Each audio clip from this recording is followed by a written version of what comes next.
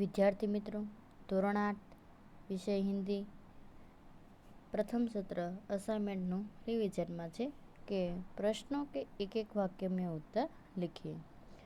એક વાક્યના પ્રશ્નની અંદર આપણે આગળના વિડીયોઝની અંદર પહેલો પાર્ટ જોઈ ગયા છીએ. આગળના વિડીયોની અંદર આપણે પહેલો પાર્ટ જોઈ ગયા છીએ. હવે આ વિડીયોઝની અંદર બીજા પાર્ટથી આપણે શરૂ કરીશું. બીજો પ્રશ્ન છે कि रमजान के किस दिन ईद मनाई जाती है. रमजान के किस दिन ईद मनाई जाती है. तो छे जवाब एनो कि रमजान महीने के 30 रोज़ों के बाद ईद मनाई जाती है.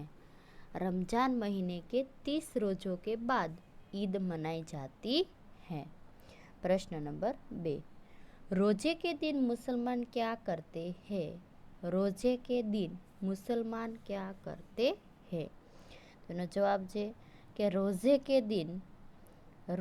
दिन मुसलमान सूर्यास्त तक कुछ भी न खाने पीने को अर्थात उपवास को रोचक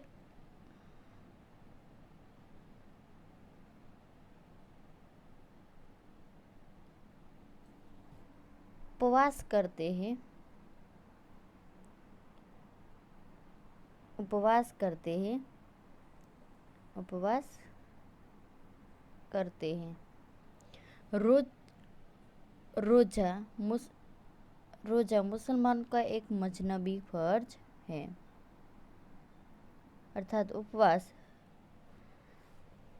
सूर्यास्त तक कुछ भी न खाने पीने को अर्थात इन्हें उपवास कहवाय छे. अने रोजा मुसलमानों का एक मजहबी फर्ज कहवाय छे. त्रीजो छे रमजान ईद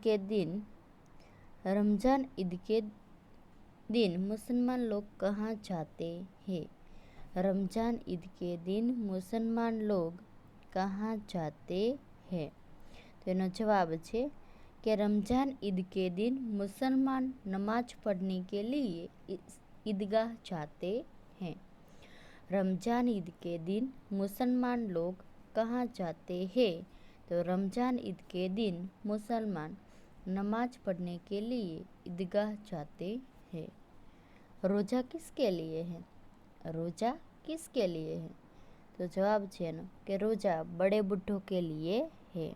रोज़ा बड़े बुढ़ों के लिए है. दुकानों में कौन कौन से खिलौने मिल रहे थे.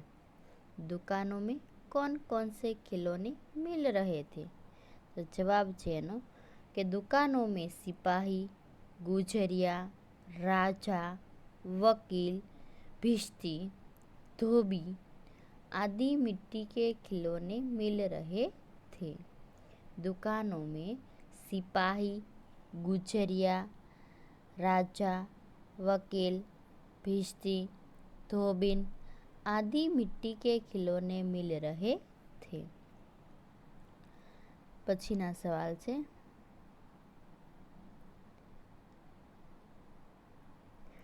अमीना को क्रोध क्यों आया. अमीना को क्रोध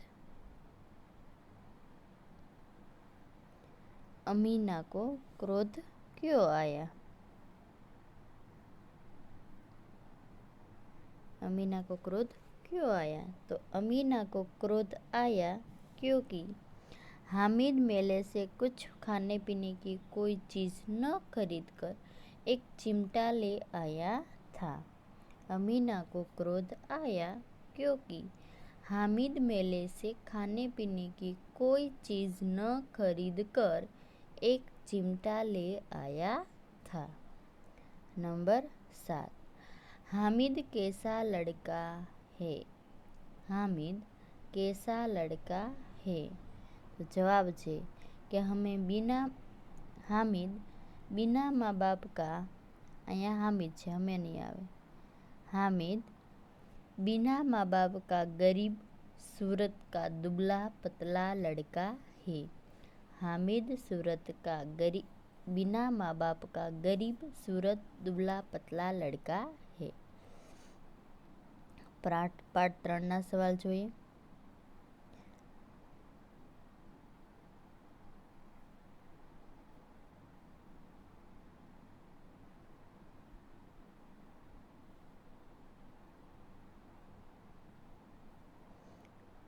सुनीता विलियम्स का जन्म कब और कहाँ हुआ? सुनीता विलियम्स का जन्म कब और कहाँ हुआ था? तो जवाब है कि सुनीता विलियम्स का जन्म 19 दिसंबर 1965 को अमेरिका के ओहियो नगर में हुआ था। सुनीता विलियम्स का जन्म 19 दिसंबर 1965 को अमेरिका के ओहियो नगर में हुआ था। सुनीता बचपन से किन किन खेलों में भाग लेती थी? सुनीता बचपन से किन किन खेलों में भाग लेती थी? तो एनो जवाब है कि सुनीता बचपन से तैराकी, घुड़दौड़, बाइकिंग, स्नोबोर्डिंग और धनुर्विद्या जैसे साहस भरे खेलों में भाग लेती थी। सुनीता बचपन से तैराकी, घुड़दौड़, बाइकिंग, स्नोबोर्डिंग और धनुर्विद्या जैसे साहस भरे खेलों में भाग लेती थी। सुनीता नासा में क्यों गई? सुनीता नासा में क्यों गई? तो जवाब है कि सुनीता नासा में गई क्योंकि अंतरिक्ष में जाने की उनकी इच्छा वहां प्रशिक्षण लेने पर ही पूरी हो सकती थी। सुनीता नासा में गई क्यों गई એટલે કે सुनीता नासा में गई क्योंकि अंतरिक्ष में जाने की उनकी इच्छा वहाँ प्रशिक्षण लेने पर ही पूरी हो सकती थी। कल्पना चावला कौन थी? तो कल्पना चावला भारतीय मूल की पहली महिला अंतरिक्ष यात्री थी। कल्पना चावला भारतीय मूल की पहली महिला अंतरिक्ष यात्री थी। पाठ 4 काव्य 4 प्रश्न જોઈએ। कवि ने धरती के सपूतों का किस लिए आह्वान किया है? कवि ने धरती के सपूतों का किस लिए आह्वान किया है? तो जवाब है कि कवि ने देश का नवनिर्माण करने के लिए धरती के सपूतों का आह्वान किया है। कवि ने देश का नवनिर्माण करने के लिए धरती के सपूतों का आह्वान किया है। कवि ने प्रातः काल को नया क्यों कहा है? कवि ने प्रातः काल को नया क्यों कहा है? तो जवाब है कवि ने प्रातः काल को नया कहा है क्योंकि यह स्वतंत्रता का प्रभात है। कवि ने प्रातः काल को नया कहा है क्योंकि यह स्वतंत्रता का प्रभात है। कवि ने किसे शुभ संपत्ति कहा है? कवि ने किसे शुभ संपत्ति कहा है? तो जवाब है कवि ने सरस्वती के पावन मंदिर को शुभ संपत्ति कहा है। कवि ने सरस्वती के पावन मंदिर को शुभ संपत्ति कहा है। नवयुग का आह्वान कैसे किया जाएगा? नवयुग का आह्वान कैसे किया जाएगा? तो जवाब है ना, ज्ञान के सैकड़ों दीपक जलाकर नवयुग का आह्वान किया जाएगा। ज्ञान के सैकड़ों दीपक जलाकर नवयुग का आह्वान किया जाएगा। 5मा पाठનો पहलो सवाल है, डॉक्टर कलाम किस भाषा को पढ़ाई का उत्तम माध्यम मानते हैं? डॉक्टर कलाम किस भाषा को पढ़ाई का उत्तम माध्यम मानते हैं? तो जवाब है डॉक्टर कलाम मातृभाषा को पढ़ाई का उत्तम माध्यम मानते हैं। डॉक्टर कलाम मातृभाषा को पढ़ाई का उत्तम माध्यम मानते हैं।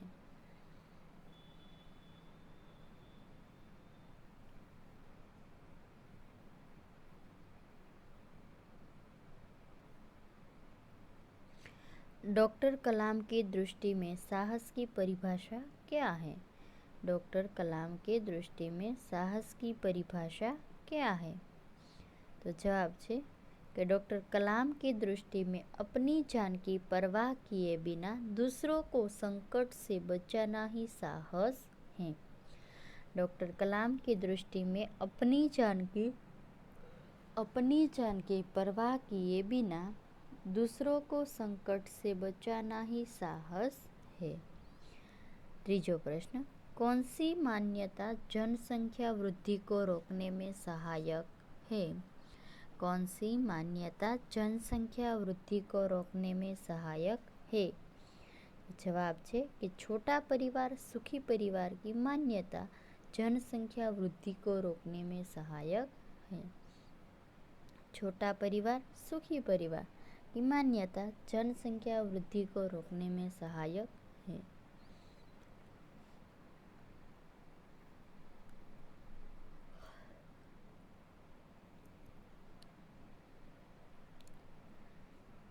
सर्वदमन के पाठ 6 ना सवाल જોઈએ। सर्वदमन क्या करना चाहता था? तो जवाब है कि सर्वदमन सिंह शावक के दांत गिनना चाहता था। सर्वदमन सिंह शावक के दांत गिनना चाहता था। प्रश्न नंबर 2, दुष्यंत ने सर्वदमन के बारे में क्या अनुमान लगाया? दुष्यंत ने सर्वदमन के बारे में क्या अनुमान लगाया? तो जवाब है कि दुष्यंत ने सर्वदमन के बारे में अनुमान लगाया कि यह बालक अवश्य किसी तेजस्वी वीर का पुत्र है। दुष्यंत ने सर्वदमन के बारे में अनुमान लगाया कि यह बालक अवश्य किसी तेजस्वी वीर का पुत्र है। बालक को रक्षाबंधन किसने दिया था? बालक को रक्षाबंधन किसने दिया था? तो जवाब है कि बालक को रक्षाबंधन महात्मा मरीचि के पुत्र कश्यप ने दिया था। बालक को रक्षाबंधन महात्मा मरीचि के पुत्र कश्यप ने दिया था। शकुंतला किसकी पुत्री थी? शकुंतला किसकी पुत्री थी? तो जवाब है शकुंतला मेनका नाम की अप्सरा की पुत्री थी। शकुंतला मेनका नाम की अप्सरा की पुत्री थी। 8मा पाठना सवाल જોઈએ। राहुल ने माँ से क्या आग्रह किया? राहुल ने माँ से क्या आग्रह किया? तो जवाब है कि राहुल ने माँ से एक कहानी सुनाने का आग्रह किया। राहुल ने माँ से एक कहानी सुनाने का आग्रह किया। राहुल के पिताजी कहाँ भ्रमण करते थे और कब? राहुल के पिताजी कहाँ भ्रमण करते थे और कब? राहुल के पिताजी बड़े सवेरे बगीचे में भ्रमण करते थे। राहुल के पिताजी बड़े सवेरे बगीचे में भ्रमण करते थे। ત્રીજો સવાલ છે કે राहुल को कहानी कैसी लगी? राहुल को कहानी कैसी लगी? तो जवाब है राहुल को कहानी अत्यंत करुणा भरी लगी। राहुल को कहानी अत्यंत करुणा भरी लगी। कहानी व्यापक कब हुई? कहानी व्यापक कब हुई? तो जवाब है कहानी तब व्यापक हुई जब वह न्यायालय में पहुंची और सबने उसे सुना और समझा। कहानी तब व्यापक हुई वह न्यायालय में पहुंची और सबने उसे सुना और समझा। माँ ने राहुल से किस पर निर्णय देने के लिए कहा? माँ ने राहुल से किस पर निर्णय देने के लिए कहा? तो जवाब है कि माँ ने राहुल से इस पर निर्णय देने के लिए कहा कि न्यायालय में पक्षी को मारने वाले जीतेगा या उसे बचाने वाला।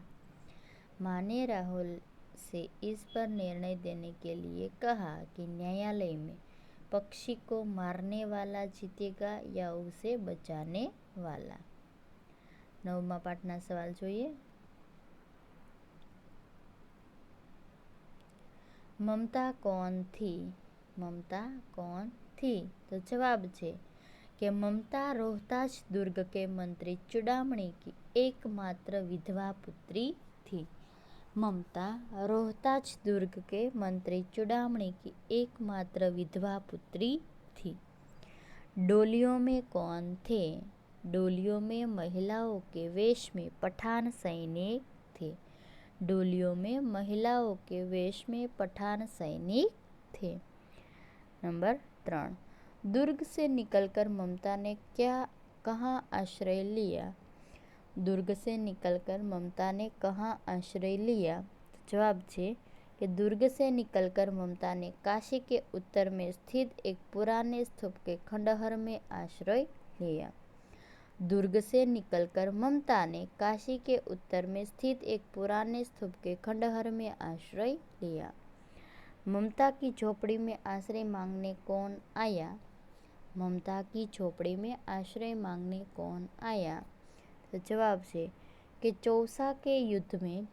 चौसा युद्ध में शेरशाह से विपन्न होकर शहंशाह हुमायूं आश्रय मांगने के लिए ममता की झोपड़ी में आया। चौसा युद्ध में शेरशाह से विपन्न होकर शहंशाह हुमायूं आश्रय मांगने के लिए ममता की झोपड़ी में आया। ममता ने किस धर्म का पालन किया?